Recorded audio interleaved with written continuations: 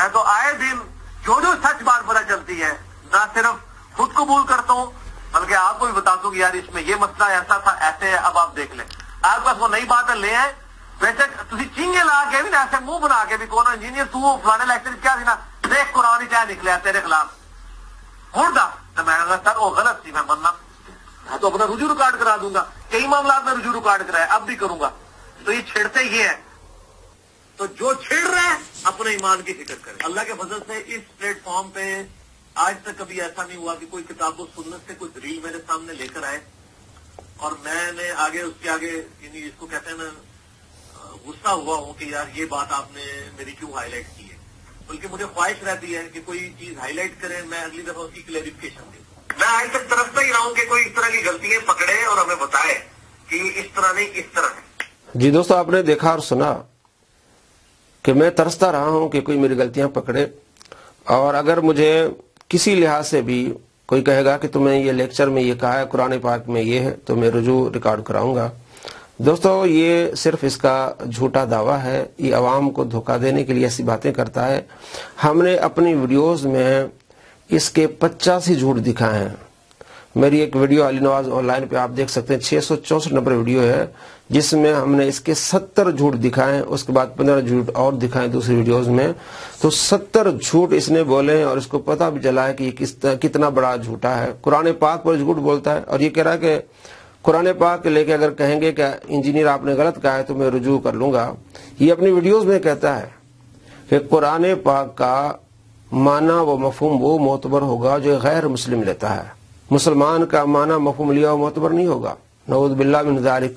और अल्लाह तबारक व तआला कुरान मजीद में क्या फरमाता है, सूरह अल अंबिया आयत नंबर 7, फस्अलू अहला ज़िक्र इन कुंतुम ला तअलमून। अहले ज़िक्र, अहले इल्म से पूछो अगर तुम्हें इल्म नहीं है।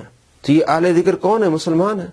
तू कहता है कि गैर मुस्लिमों से समझना चाहिए, यानी जो गैर मुस्लिम कुरान को समझेगा वो उसकी समझ बेहतर होगी, मुसलमान की नहीं।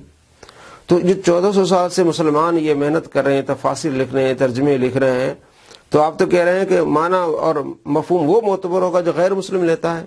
तो आपने इस पर रुजू रिकॉर्ड करवाया नहीं, बल्कि हर बार आप झूठ बोलते हैं कि जी मुसलमान कहते हैं कि कुरान पाक तर्जमे के साथ न पढ़ो।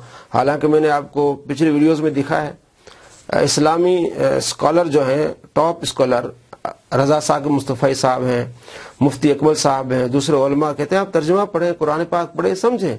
लेकिन इस बात को इतना फैलाया, बार बार झूठ बोलता है जी ये कहते हैं कुरान पाक का तर्जुमा ना पढ़ें।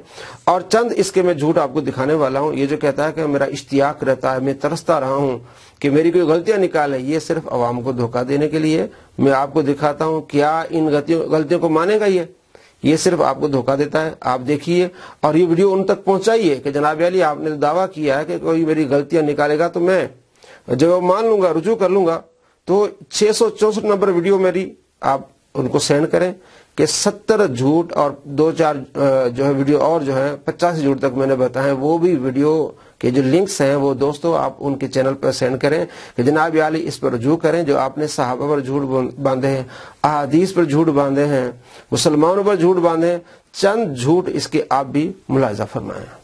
जामिया तिर्मिज़ी में एक हदीस है कि नबी सल्लल्लाहु अलैहि वसल्लम खड़े होकर पेशाब करने से मना फरमाते थे। जी दोस्तों, आपने देखा और सुना इसका पहला झूठ कि नबी पाक सल्लल्लाहु ताला अलैहि वसल्लम खड़े होकर पेशाब करने से मना फरमाते थे।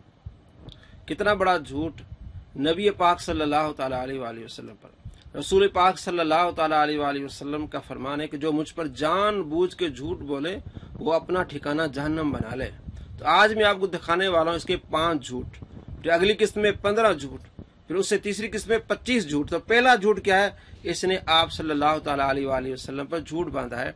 हदीस के आपके सामने है, रिवायत हज़रत आयशा रज़ियल्लाहु तआला अन्हा से, ये मैं वो दिखा रहा हूँ जो इसने दिखाई है।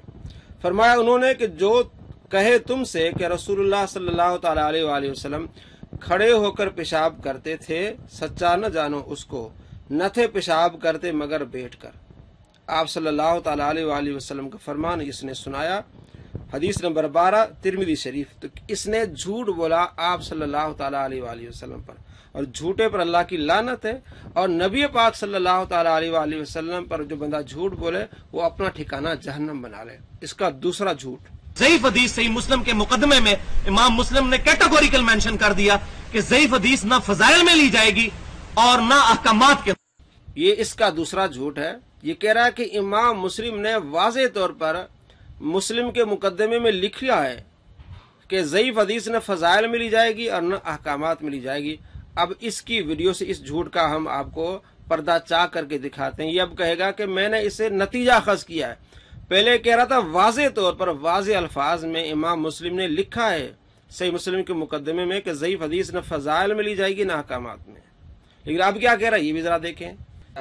इमाम मुस्लिम ने सही मुस्लिम के मुकदमे में लिखा है कि जो हदीसें हैं या तो हलाल और हराम के लिए ली जाती हैं या ली जाती हैं अमर और नही के लिए, अमर और नवाही के लिए, किसी काम का हुक्म देने या उससे मना करने। इसी के तहत मैंने कैलकुलेशन निकाला था कि इमाम मुस्लिम ज़ईफ हदीस को फजाइल में लेने के भी कायल नहीं है। इसी के तहत मैंने कैलकुलेशन निकाला था कि इमाम मुस्लिम ज़ईफ हदीस को फजाइल में लेने के भी कायल नहीं है। हदीस सही मुस्लिम के मुकदमे में इमाम मुस्लिम ने कैटेगोरिकल मेंशन कर दिया कि ज़ईफ हदीस ना फजाइल में ली जाएगी और ना अहकामात के। इसी के तहत मैंने कैलकुलेशन निकाला था कि इमाम मुस्लिम ज़ईफ हदीस को फजाइल में लेने के भी कायल नहीं है। जी दोस्तों, आपने देखा।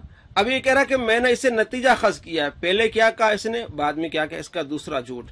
अब इसका तीसरा झूठ भी समाअत फरमाई है। विठा करने वाली चिड़िया जेड़ी फिका हनफी देता है, अगर हमारे नजदीक तो नहीं लेकिन इनके नजदीक अगर कपड़ों के ऊपर ये बीट कर दे तो कपड़े नापाक हो जाते हैं। दोस्तों ये भी इसका झूठ है।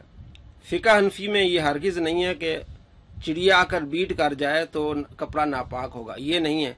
बल्कि ये कि कबूतर, चिड़िया, इस तरह के जो उड़ते हुए जानवर हैं, हलाल जानवर हैं, वो अगर बीट कर जाएं तो कपड़ा नापाक नहीं होगा। ये बहार शरीयत जिल्द अव्वल सफ़ा नंबर इसका 391, मसला नंबर 18।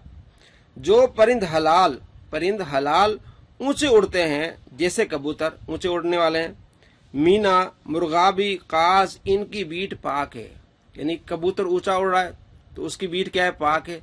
चिड़िया भी ऊंचा उड़ रही है और हलाल है तो उसकी बीट भी क्या है, पाक है। मजीद चिड़िया का लफ्ज भी आप देखें कि अगर चिड़िया की बीट पानी पर चली जाए तो पानी नापाक नहीं होता, इसी तरह कपड़ा भी नापाक नहीं होता। बहार शरीयत जिल्द नंबर 1 सफ़ा नंबर 335 आपके सामने है। कुएं का बयान, मसला नंबर 3। मैंगनियां और गोबर और लीद अगरचे नापाक हैं, मगर कुएं में गिर जाएं तो बवजह जरूरत इनका कलील माफ रखा गया है। पानी की नापाकी का हुक्म न दिया जाएगा। और उड़ने वाले हलाल जानवर, वहां भी कहा था उड़ने वाले परिंद, अब यह उड़ने वाले हलाल जानवर परिंद शामिल है। कबूतर, चिड़िया की बीट या शिकारी परिंद, चील, शिकरा, बाज की बीट गिर जाए तो नापाक न होगा, वो पानी नापाक नहीं होगा, पानी भी नापाक नहीं होगा। और कपड़े पर बीट गिर जाए चिड़िया कबूतर की तो कपड़ा भी नापाक नहीं होगा। ये इसका था तीसरा झूठ। अब आइए इसका चौथा झूठ। फिका हनफी में ये लिखा हुआ है कि अगर कोई शख्स कुत्ता उठा के नमाज पढ़े तो उसकी नमाज बिल्कुल दुरुस्त है, लेकिन अगर कोई शख्स अपने छोटे बच्चे को उठा के नमाज पढ़े तो उसकी नमाज बातिल हो जाएगी। तो कुत्ता उठाने के आदाब, तो फिका हनफी में लिखा हुआ है कि कुत्ता अगर आप इस तरह उठा के नमाज पढ़े, देखो किड्डी बड़ी कहानी है, तो उसके मुंह को बांध लेंगे कि आपको जुबान नमाज। कितना बड़ा झूठा और मक्कार है, जिस अंदाज से बात कर रहा है इसको शर्म आनी चाहिए। जिस तरह हंस रहा है बेशर्मी की तरह। हालांकि फिका हनफी में ये मसला हरगिज नहीं है कि कोई बंदा बच्चा उठा ले तो उसकी नमाज बातिल हो जाएगी। ये किताब है बदाए सनाए और इसका तर्जमा है नेमतुल बारी में उसको कोट किया है अल्लामा गुलाम रसूल सईदी रहमतुल्लाह अलैह ने, जिल्द नंबर 2 सफ़ा नंबर 342। और बदाए सनाए में जिल्द नंबर 2 सफ़ा नंबर 146 पर ये इबारत मौजूद है। अल्लामा कासानी इस हदीस का जिक्र करते हैं कि आप सल्लल्लाहु तआला अलैहि वसल्लम ने अपनी नवासी को कांधे पर उठाया था नमाज की हालत में। फरमाते हैं नबी सल्लल्लाहु तआला अलैहि वसल्लम का ये अमल मकरूह नहीं था, क्योंकि आपको इसकी एहतियाज थी। वहां पर उस बच्ची की हिफाजत करने वाला और कोई नहीं था। ये बुखारी शरीफ में हदीस है 516, उसकी तशरीह फरमा रहे हैं और ये अल्लामा कासानी लिख रहे हैं। यहाँ आप अपने इस फेल से इसका हुक्म शरई और जवाज बयान करना चाहते थे कि अमल कलील से नमाज नहीं टूटती और ये फसाद नमाज का मौजिब नहीं है। यानी बच्चे को उठा के नमाज पढ़ना फसाद नमाज का मौजिब नहीं है। اس طرح ہمارے زمانے میں بھی ہم میں سے کسی کے لیے عمل مکروہ نہیں ہے. یہ کہتے ہیں مکروہ نہیں ہے، نماز باطل نہیں ہوگی. اور اس نے کیا کہا؟ جھوٹ بولا کہ یہ کہتے ہیں کہ نماز ٹوٹ جائے گی. اور جہاں تک کتے کی بات ہے، خود جو اس نے دکھایا اس میں لکھا ہوا ہے کہ آپ صلی اللہ تعالی علیہ وآلہ وسلم نے کتا رکھنے کی اجازت دی ہے. مسلم شریف میں حدیث ہے. تو کتا نجس العین نہیں ہے. کتے کا جسم اگر اپنے کپڑوں پر لگ جائے تو کپڑے ناپاک نہیں ہوں گے. ہاں، کتے کا گوشت حرام ہے، اور جس جانور کا گوشت حرام ہوگا اس کا لعاب، اس کی تھوک و سر جو ناپاک ہوگی. اب فرمایا کہ کتے کا لعاب اگر لگ جائے آپ کے کپڑوں پر تو آپ کا کپڑا کیا ہو جائے گا؟ ناپاک ہو جائے گا.